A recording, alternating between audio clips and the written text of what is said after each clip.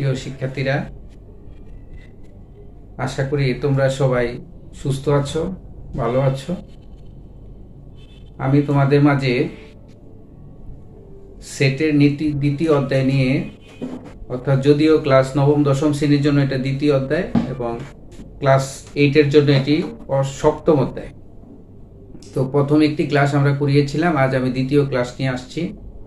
আমি গত ক্লাসে তোমাদেরকে সেটের বিভিন্ন শ্রেণীবিভাগ সম্পর্কে আলোচনা করেছিলাম, সেট সম্পর্কে ধারণা দিয়েছিলাম, সেটের বিভিন্ন চিহ্ন এগুলো বলিয়েছিলাম। আজকে আমরা গাণিতিক সমস্যা শুরু করব।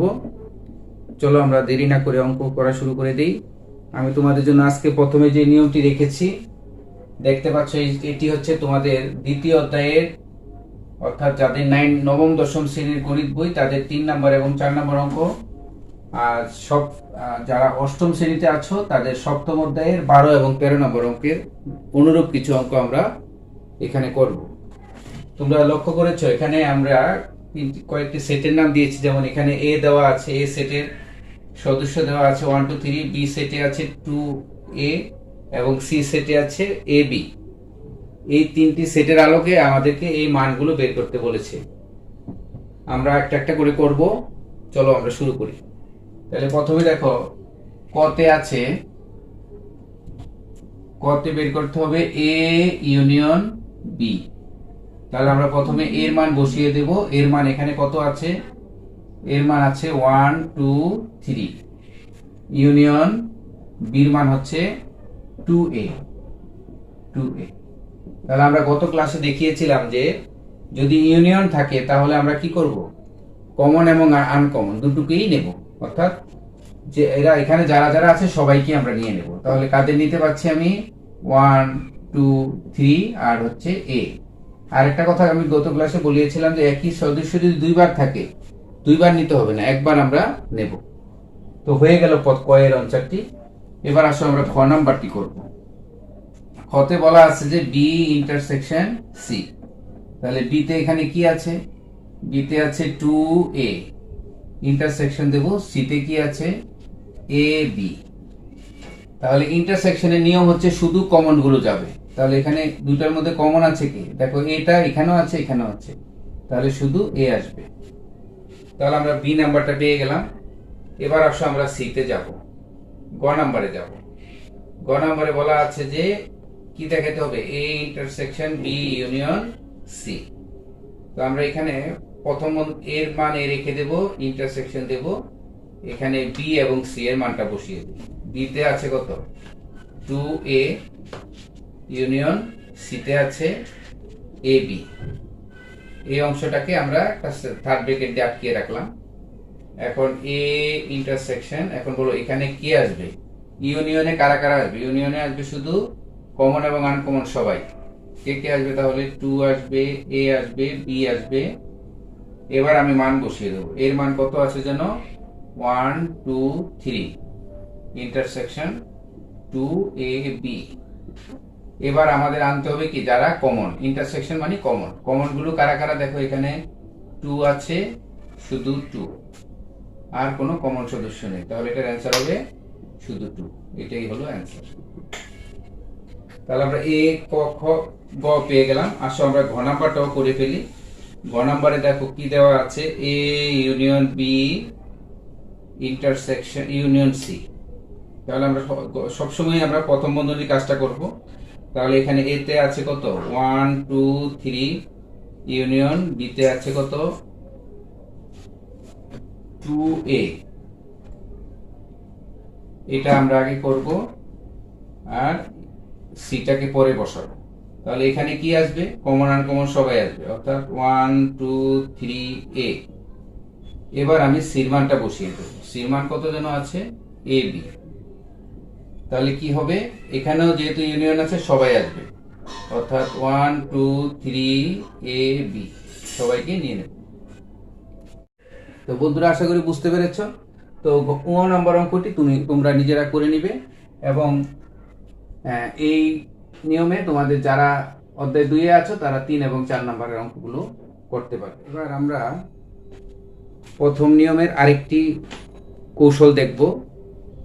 আগের অঙ্কগুলোর সাথে এটা একটু ভিন্নতর। এখানে দেখো, লক্ষ্য করো যে দেওয়া থাকবে A B C D, you এবং এ বি সি তিনটি সেট দেওয়া থাকবে। এখন এখানে প্রমাণ করতে হবে, সবগুলো অঙ্কই দেখাতে হবে তোমাদের। ক নাম্বারটা যদি করতে চাই, কতে এখানে দেখো আমরা দেয়া আছে, এগুলো তুলবো না, যদিও এখানে দেওয়া আছে আমরা একেবারে তুলে নেব। তো এখানে আমরা প্রথমে লিখবো এরকম যে এখানে এ ইন্টারসেকশন বি বের করব। তাহলে এ ইন্টারসেকশন বি মানে এর মান বসাবো 1 2 5, ইন্টারসেকশন বির মান হলো 2 4 7। তাহলে এটার জন্য আমাদের কি পাবো? আমরা জানি ইন্টারসেকশন মানে কি শুধু কমন গুলো। তাহলে এখানে দুইটার মধ্যে কমন আছে কি? শুধুমাত্র 2 পাচ্ছি, শুধুমাত্র 2 পাচ্ছি, তাহলে 2 নিয়ে নেব। এবার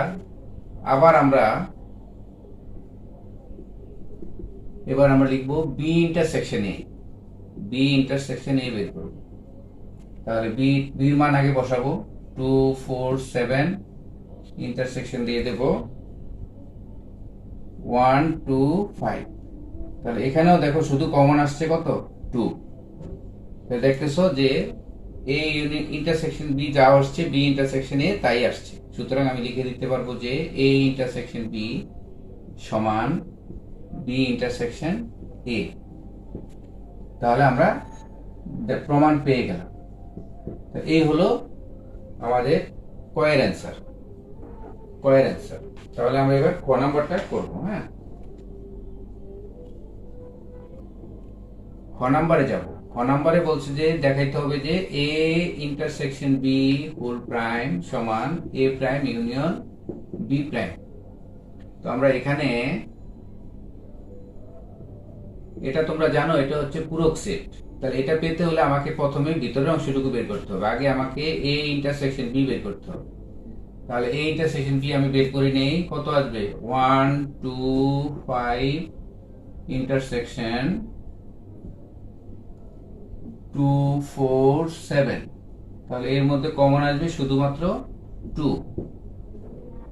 এবার আমি অতএব দিয়ে A intersection B whole prime করব।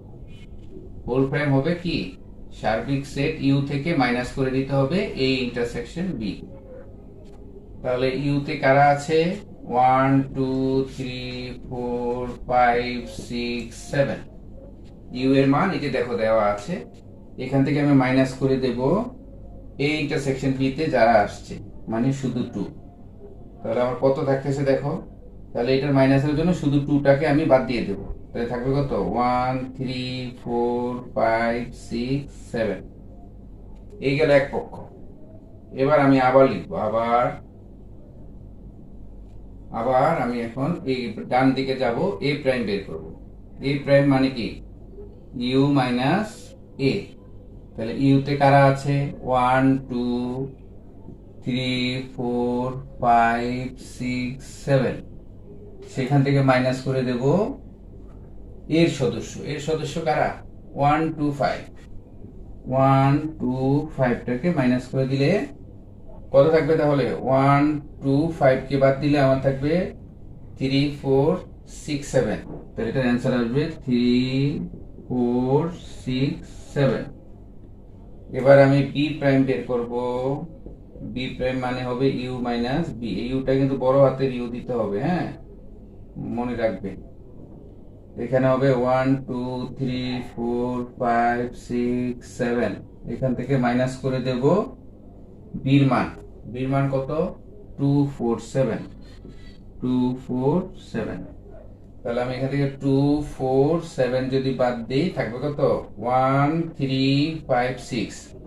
এখানে অ্যান্সার আসবে 1 3 5 6। এবার আমরা অতএব দিয়ে এ প্রাইম ইউনিয়ন বি প্রাইম বের করব। তাহলে কি হবে? এ প্রাইমে আসছে কি?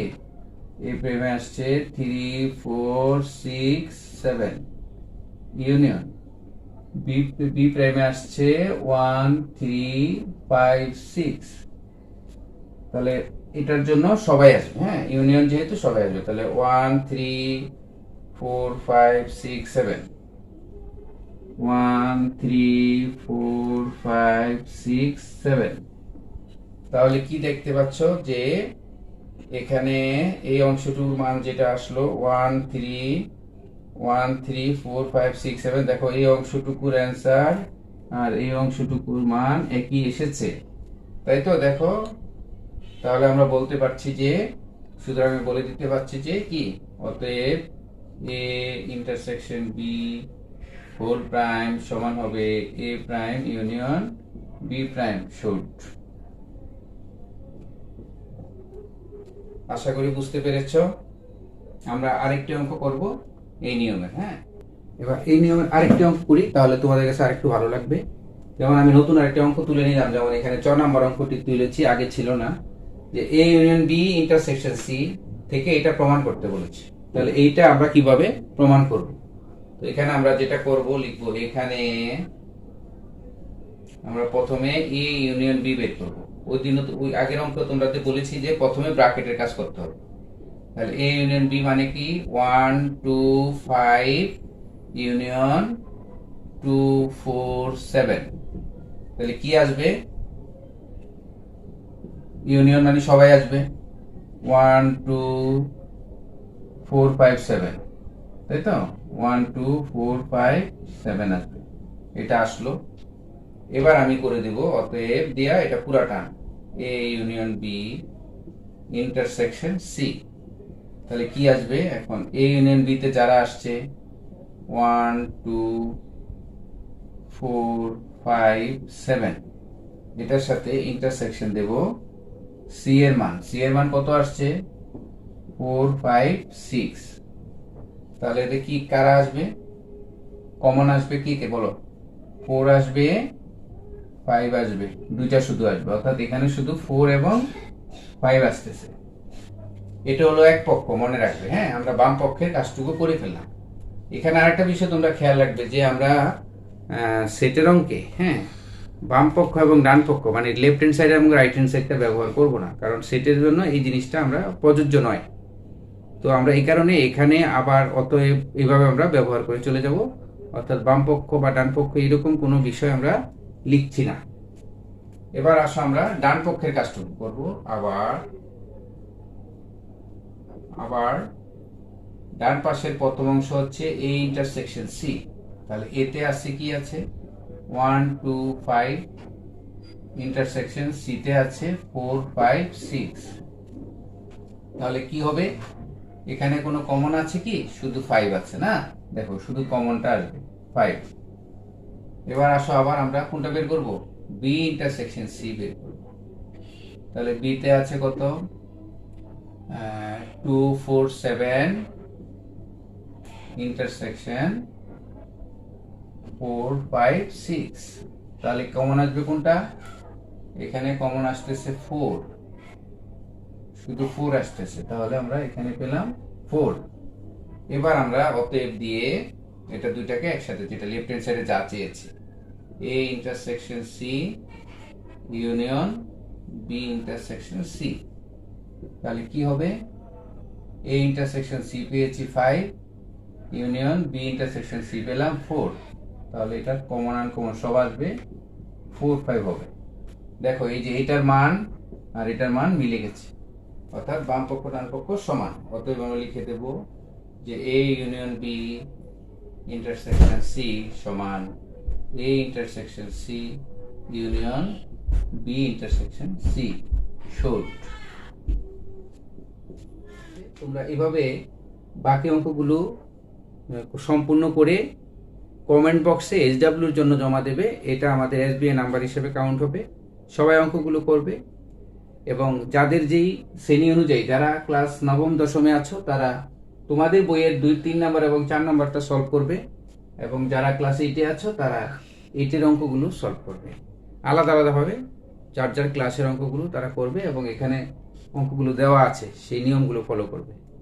তো আজ এই পর্যন্তই, পরবর্তী ক্লাস নিয়ে আবার হাজির হব। সবাইকে ধন্যবাদ।